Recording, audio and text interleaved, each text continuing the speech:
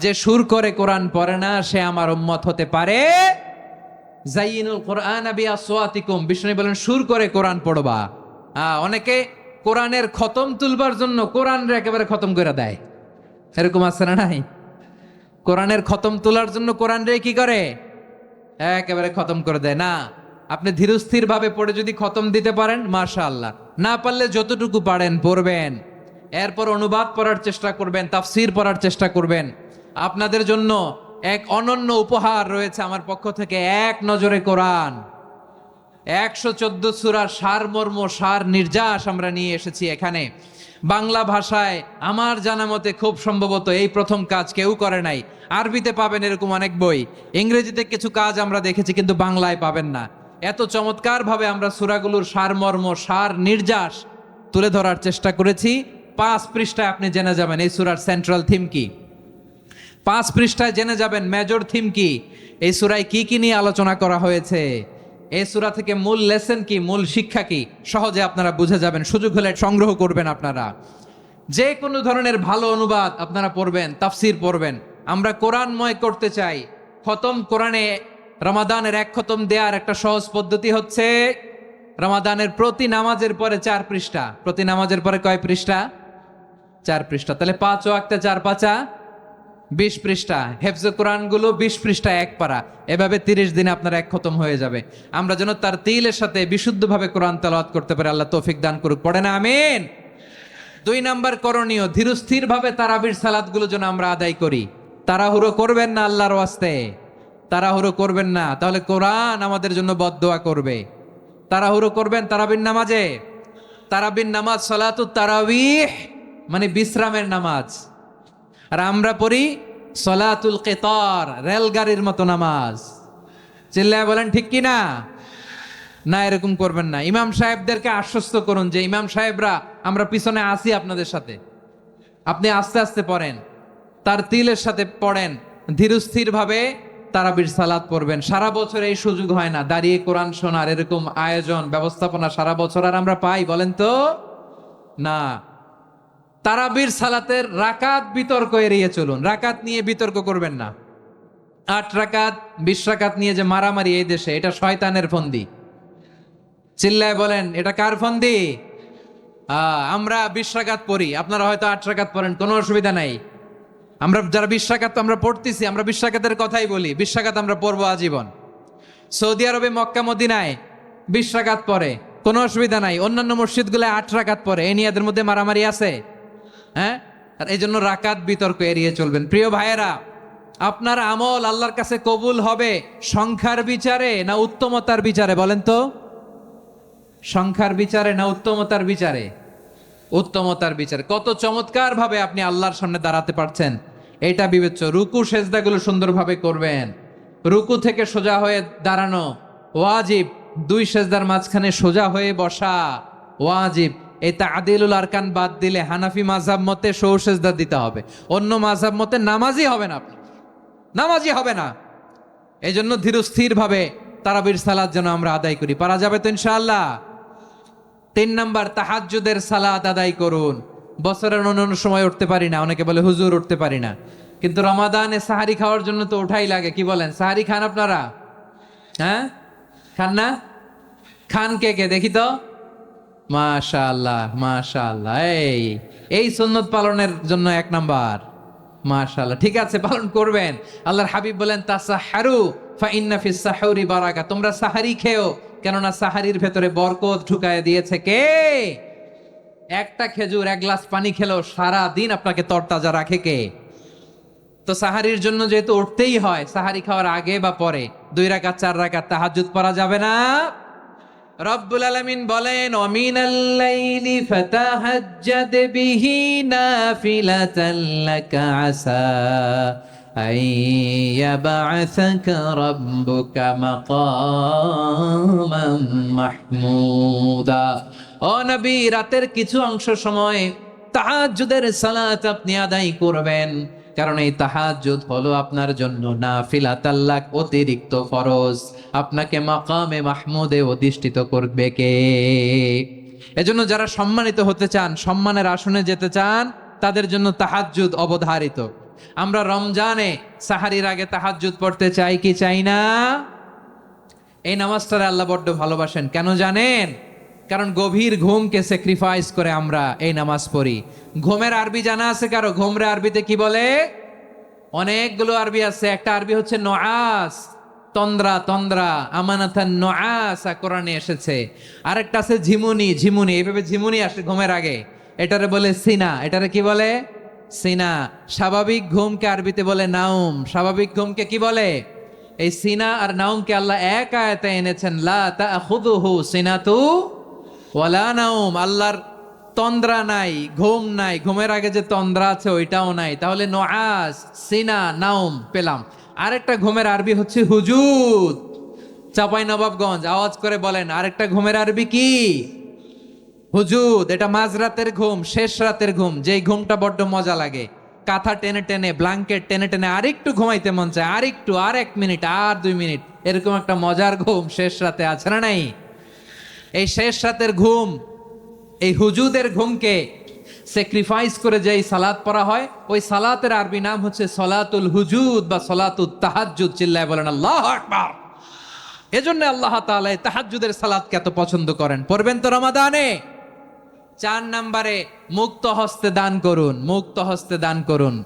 ওয়ামা আতাইতুম মিন যাকাতিন তুরিদুনা ওয়াজহাল্লাহি ফাউলাইকা হুমুল মুদঈফুন।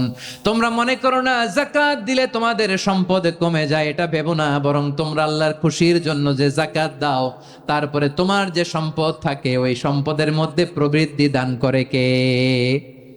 আপনি মনে করছেন দিলে কমে? চাঁপাইনবাবগঞ্জের ভাইয়ের আওয়াজ করে বলেন, দান করলে কি সম্পদ কমে নাকি বাড়ে? আওয়াজ করে বলেন, কমে না বাড়ে? বাড়ে। যেটা দান করেন, কামাসালি হাব্বা আম্বাতাত সাবআ সানাবিলা ফি কুল্লি সুমবুলাতিন মিয়াতি হাব্বা। 1 টাকা দান করলে এটা চারা বীজের মতো, রূপে দিলে 7টা শীষ, প্রতি শীষে হয় 100 শস্য দানা। আল্লাহ যারে চায় এরকম বাড়ায় দেয়, প্রবৃদ্ধি দেয়। সুবহানাল্লাহ।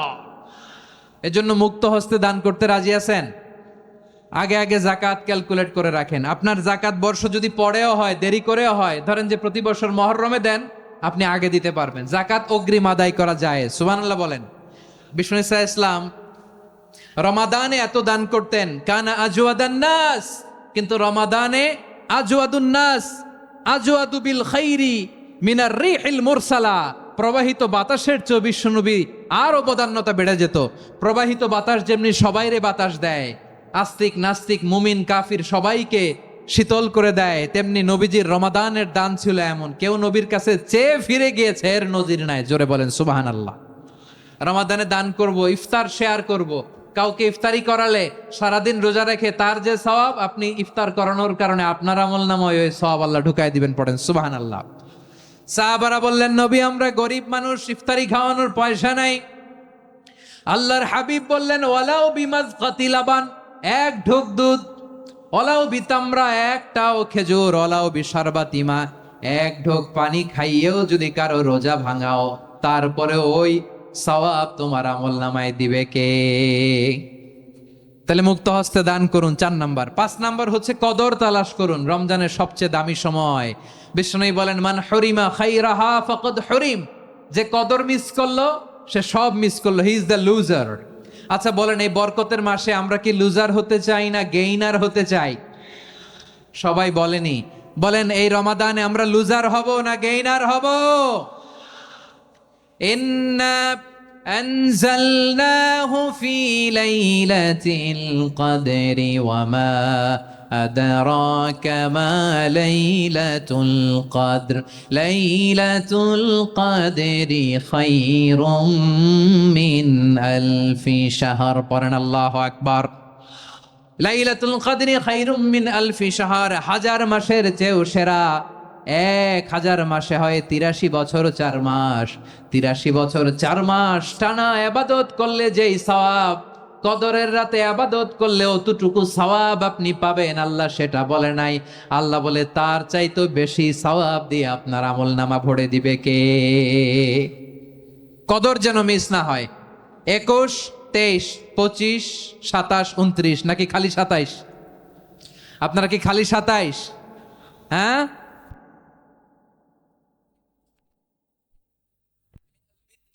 রমজানের শেষ দশকের বেজর রাতগুলোকে কদর হিসেবে তালাশ করো। আল্লাহর হাবিব সাল্লাল্লাহু আলাইহি ওয়াসাল্লাম শেষ 10 দিন টানা ইবাদত করতেন, টানা ইবাদত। ইদা জাআল আশরু আহিয়াল লাইলা আইকাদা আহলা ওয়া জাদ্দা ওয়া শাদ্দাল মিজার। সারা রাত জেগে ইবাদতের নজির নবীজির নাই, শুধু রমজানের শেষ দশক ছাড়া। সুবহানাল্লাহ বলেন। নিজেও ঘুমাতেন না, ফাতেমা রাদিয়াল্লাহু তাআলা আনহু, আলী রাদিয়াল্লাহু তাআলা আনহু কাউকে ঘুমাতে দিতেন না, সবাইকে জাগিয়ে তুলতেন। আমরা সারা রাত জেগে ইবাদত করব, রাজি আছেন তো? কদর যেন আমাদের মিস না হয়, আজকে থেকেই ক্যালেন্ডারে মার্ক করে রাখেন। সব কাজ পেছনে ফেলে, সব ব্যস্ততাকে পেছনে ফেলে ইবাদতের জন্য আমরা প্রস্তুত থাকবো কদরের রাতে। কোনোভাবে কদর যেন আমাদের মিস না হয়, ইনশাআল্লাহ বলেন তো সবাই। 6 নম্বরে পারলে ইতিকাফ করবেন। আল্লাহর হাবিব সাল্লাল্লাহু আলাইহি ওয়াসাল্লাম প্রতি বছর 10 দিন ইতিকাফ করতেন। যে বছর ইন্তেকাল করবেন সে বছর 20 দিন ইতিকাফ করেছেন। আপনি বলবেন হুজুর ইতিকাফ না করলে সমস্যা কি? আমার নবী একটা ইবাদত সারা জীবনেও ছাড়ে নাই, আর আপনি জীবনে একবারও করেন নাই। এবার হিসাব আপনার কাছে, হিসাব আপনার কাছে। না পারলে অন্তত রাত্রি বেলাগুলো মসজিদে কাটাবেন, পারবেন তো ইনশাআল্লাহ?